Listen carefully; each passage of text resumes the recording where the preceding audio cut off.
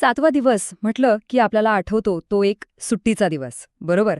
पण एका विचारानुसार बायबलमधला हा 7वा दिवस म्हणजे फक्त 24 तासांचा दिवस नाहीये, तो आहे 1000 वर्षांचा काळ, एक संपूर्ण युग. आज आपण याच एका थक्क करणाऱ्या सिद्धांताचा शोध घेणार आहोत, जो स्वर्गाबद्दलच्या आपल्या कल्पनांना पार बदलून टाकू शकतो. चला, सुरुवात करूया. आणि हाच प्रश्न या संपूर्ण चर्चेचा केंद्रबिंदू आहे. विचार करा, जर देवाचा एक दिवस आपल्या 1000 वर्षाने वढा असेल, तर मग निर्मितीचा तो 7वा दिवस, ज्या दिवशी देवाने विश्रांती घेतली, तो दिवस अजून संपलेला नसावा का? ही एकच कल्पना बायबलच्या भविष्याबद्दलच्या अनेक गोष्टींना एक वेगळंच वळण देते. ओके, तर आपला आजचा प्रवास 4 टप्प्यांमध्ये विभागलेला आहे. सगळ्यात आधी 7वा दिवस म्हणजे नेमकं काय हे समजून घेऊ. मग त्या 1000 वर्षांच्या राज्यात आयुष्य कसं असेल याची एक झलक बघू. त्यानंतर काही थोडेसे गुंतागुंतीचे प्रश्न आणि वादविवाद हाताळू.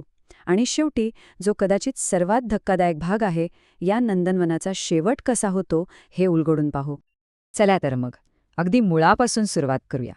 ही जी 1000 वर्षांची कल्पना आहे, ही नेमकी आली कुठून? याच्या मागचं मूळ समीकरण काय आहे ते आधी समजून घेऊ. सगळं काही या एका वाक्यावर उभं आहे. देवासाठी एक दिवस हा 1000 वर्षांसारखा आहे. ही फक्त एक म्हण नाहीये. असं समजा की हे एका वैश्विक घड्याळाचं गणित आहे. म्हणजे आपण काही 100-200 वर्षांबद्दल नाही, तर चक्क एका संपूर्ण सहस्त्रकाबद्दल, म्हणजे 1000 वर्षांच्या काळाबद्दल बोलतोय. आणि इथेच एक मोठा गैरसमज दूर होतो. या सिद्धांतानुसार 1000 वर्षांचं राज्य, नवीन स्वर्ग आणि नवीन पृथ्वी आणि नंदनवन ह्या काही वेगवेगळ्या गोष्टी नाहीत. त्या एकाच मोठ्या कालखंडाची वेगवेगळी नावं आहेत. जसं एकाच व्यक्तीला आपण वेगवेगळ्या नावांनी ओळखतो, तसंच काहीसं. हे सगळं एकाच वेळी घडणार आहे. हे लक्षात घेणं खूप महत्वाचं आहे. म्हणजे 1000 वर्षांचं राज्य ही नंदनवनाची तयारी किंवा ट्रेलर नाहीये, तर ते स्वतःच नंदनवन आहे. ही एकच गोष्ट आहे. 2 वेगळ्या घटना नाहीत, एकच. अच्छा, तर मग हे नंदनवन जर 1000 वर्षांचं असणार आहे, तर तिथलं आयुष्य कसं असेल? मनात प्रश्न येतोच, नाही का? चला, आता या व्याख्येच्या पलीकडे जाऊन त्या पुनर्संचयित जगाचं एक चित्र आपल्या डोळ्यासमोर उभं करूया. या नवीन जगाची सुरुवातच होते निसर्गाच्या एका अद्भुत चमत्काराने. जरा कल्पना करा, जिथे आज रखरखीत वाळवंट आहे, तिथे फुलांचे मळे फुललेले असतील. ही फक्त एक सुंदर कविता नाहीये, तर पृथ्वीच्या संपूर्ण पुनर्निर्माणाचं एका नव्या सुरुवातीचं वचन आहे. आणि हे बदल फक्त निसर्गापुरते मर्यादित नाहीत.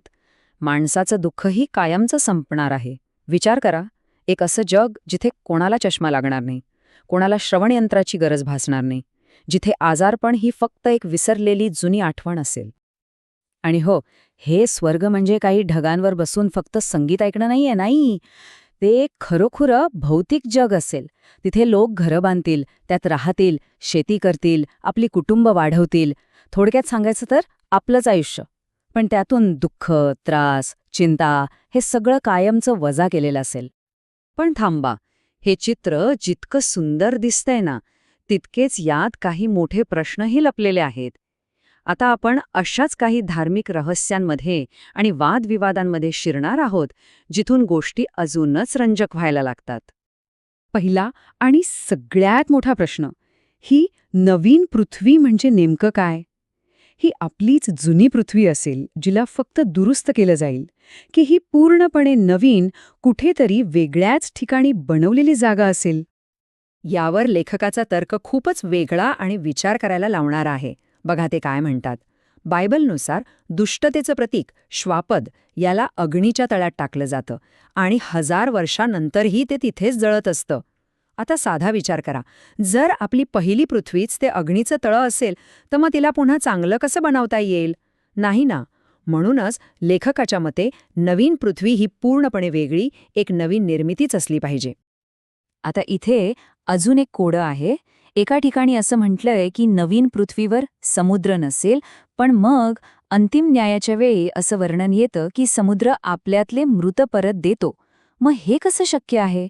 म्हणजे नक्की काय, समुद्र आहे की नाही? यावर लेखकाचं उत्तर अगदी सोपं आहे. ते म्हणतात की आपण दोन वेगवेगळ्या समुद्रांबद्दल बोलतोय. जो समुद्र नाहीसा होणार आहे तो म्हणजे या जगाचं गोंधळलेल्या मानवतेचं प्रतीक आहे.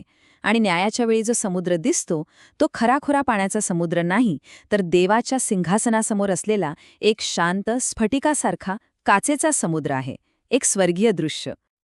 आता ह्या राज्यात कोण राहणार? तर इथे दोन प्रकारचे लोक असतील. एक म्हणजे ते ज्यांनी आपल्या विश्वासासाठी प्राण दिले. त्यांना एक विशेष आध्यात्मिक शरीर मिळेल. पण दुसरे असे लोक असतील ज्यांची अंतिम परीक्षा अजून बाकी आहे. त्यांना एक सामान्य नैसर्गिक शरीर मिळेल. आणि हा फरक खूप महत्त्वाचा आहे, कारण हे दुसरं शरीर सैतानाच्या मोहांना बळी पडू शकतं.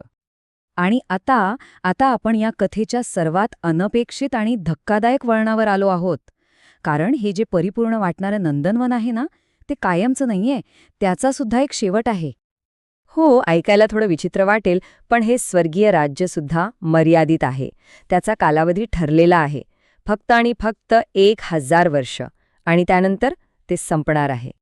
तर मग या 1000 वर्षांचा शेवट कसा होतो? क्रम असा आहे.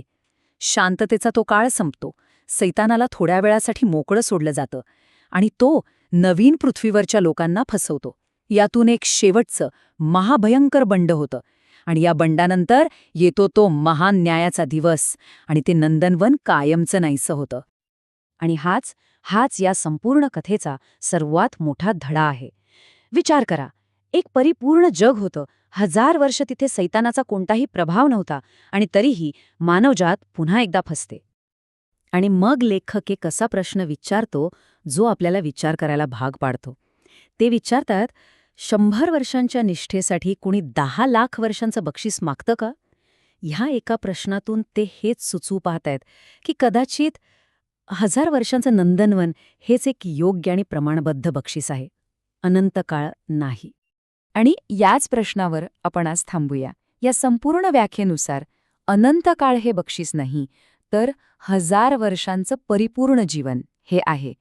मग विचार करण्यासारखा प्रश्न हा आहे की अधिक योग्य न्याय कोणता आहे? एक तात्पुरतं पण परिपूर्ण नंदनवन, की कधीही न संपणारा अनंत काळ? याचा विचार नक्की करून बघा.